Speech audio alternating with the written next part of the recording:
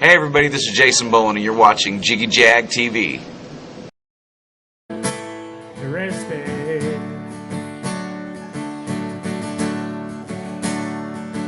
And it's hard to look in the mirror, but she does it anyway. She's not afraid of hard work. She won't be the one to blame. This isn't what she asked for. These cards she was served. You promised her forever, and you walked right out the door.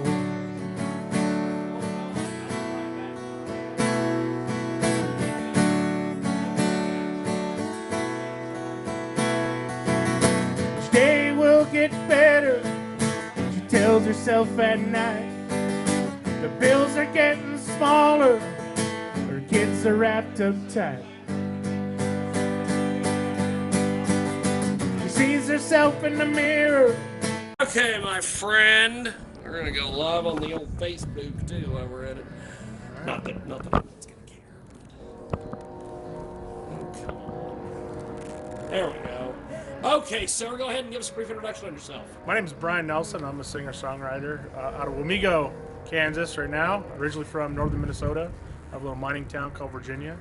Kind of bounced around as in the Army for 12 years, and I've been out since 2005. So now I still work for the Army as a civilian, but I also do the singer-songwriter thing around Kansas. That's cool. All over I-35 pretty much to Minnesota to Texas. So how did you get interested in music? What was the thing that bit you as far as the music industry? Music's always been a big deal to me. Growing up in a small community, there's not a lot of either sports, outdoor stuff, and music's kind of in the middle there. So you're kind of just surrounded by it. And my parents were into music. None of them are musicians, but they kind of got me into that real early. That's cool.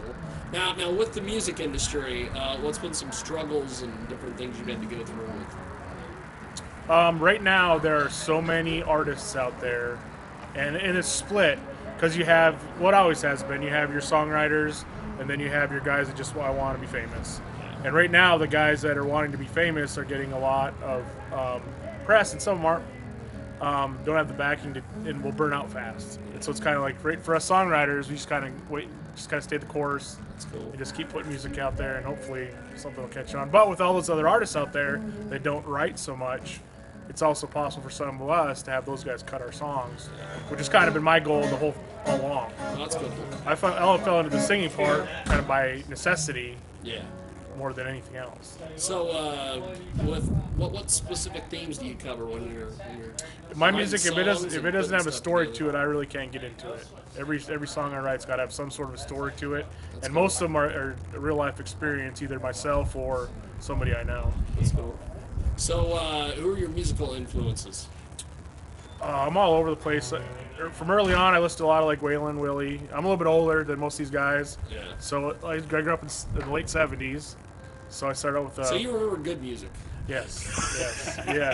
So I grew up a lot of. Not this. Yeah. Not this country that's really pop music. Waylon Willie, Don Williams, and then of course Bob Dylan's from about 20 miles away from where I grew up. That's cool. So that's you're influenced by Bob up there, whether you want to be or not. You know, just by default, osmosis, I guess. But nowadays, I look up to more of the songwriters like Jason Isbell, Chris Stapleton. Brandon Jenkins is a big hero of mine. Walt Wilkins is probably my favorite writer of all time. Yeah. Out of Texas, but yeah, guys like that. Now, when you sit down and create music, is there a process you go through, or? For me, it's always lyrics first, and I started out as a lyric writer because originally, I guess that's what I wrote when I was younger. I just wrote short stories, and then I kind of progressed in a little bit of a poetry. But we always wrote songs, just kind of grew up just for fun. Yeah. And I didn't get real serious about it till the last probably 5 years, where I was like, I'm gonna try to make a go at this and see what happens. And so then I started just writing stories, and then you try to put music to, which is, for most musicians, it's backwards. You usually find a good melodic hook, and then you put words over the top of it, where that rarely happens for me. But I often That's kind of cool how you do it. Yeah, and usually I'll write something, but usually when I write it, I have already a melody in my head, and I rarely lose it. No matter, I can put it in a drawer for a year, and I'll still have the melody in my head when I pick it back up. That is cool. Yeah. That is really cool. But some of the stuff I write, like I went through a James McMurtry phase, and Hayes Carl. So I wrote a song recently that I'm just finishing up, and there's only one way to sing it. There's only one way to play it. Yeah. Just that's the style it's written in. That's cool. So when you have people come to your show, what's some of the reaction that people give you? Depends on what I'm allowed to play. Well, I guess it depends on the venue and what you play. If it's a quieter venue, I can play some more like meaningful songs. And I got a couple real tearjerkers I'm almost guaranteed tears on. That's cool. That hit close to the heart for some people, for most people. But usually the reaction I get is I don't usually play so much of the commercial stuff, so I don't have people fawning over that. But I'll have people come to the crowd like, that song really meant something to me. I went through something like that. And that's what's more important to me than getting the masses being just cheering just because you got a clever hook in there. Yeah. Now, what do you have planned next 6 months or so? I'm actually going to the studio to record a new project. I recorded an EP last year out of Yellow Dog Studios in Wimberley, Texas. That's cool. And that was my first time really in the studio putting my own stuff out. This time I'm going through Soundworks Studio just outside of Kansas City. So I'm pretty excited to do that. And the engineer I have is really going to be kind of a co-producer with me, Andy Oxman, and he's really excited about working with me in the songs I'm putting out. So that's what's most important to me, is getting people around you that are as excited about the music as you are. So when do you think that's going to come out once that's done? My goal is June 1st. Wow, that's a quick turnaround. It is. But, well, being an indie guy, I don't have anybody to yeah, answer to, so I can do whatever I want. That's really cool. Yeah, but that's the goal, is we actually go to the studio for the first time. We'll cut 3 or 4 songs on the 26th of this month, and then we'll probably do another session in April and then just start the editing. And the goal is June 1st, but the goal, as long as it's up in 2016, I'll be happy. That's cool. So you're going to do a tour with that after? Or? I will, as much as I can. I might still work full-time. So right now, my tour, last year I did about 100 dates, which is a lot for a guy working a full-time job. Yes. And I spend most of my time in Texas. That's cool. I go once or twice a weekend, or once or twice a month. I'll go down to Texas and do a 3-day swing. But this year I plan to hit Kansas and Missouri more than Texas.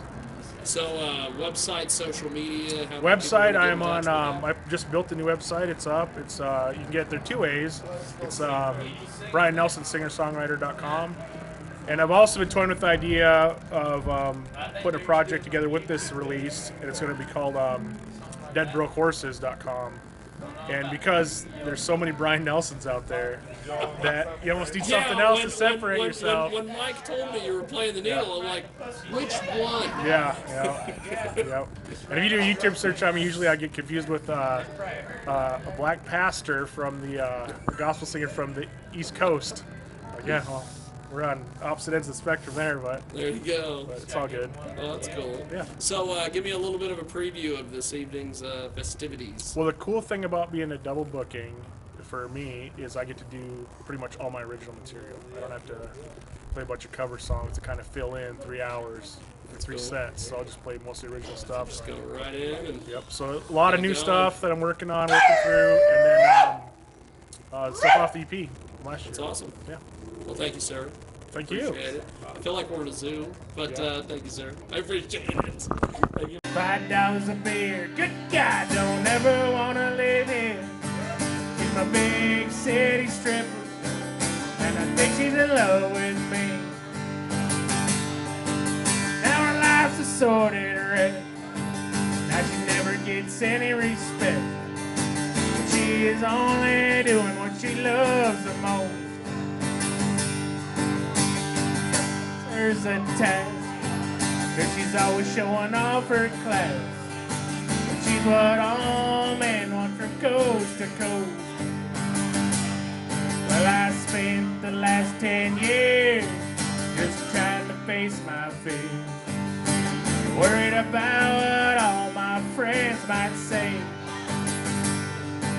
But it's kind of fun to dream. Yeah, I just kick back and drink.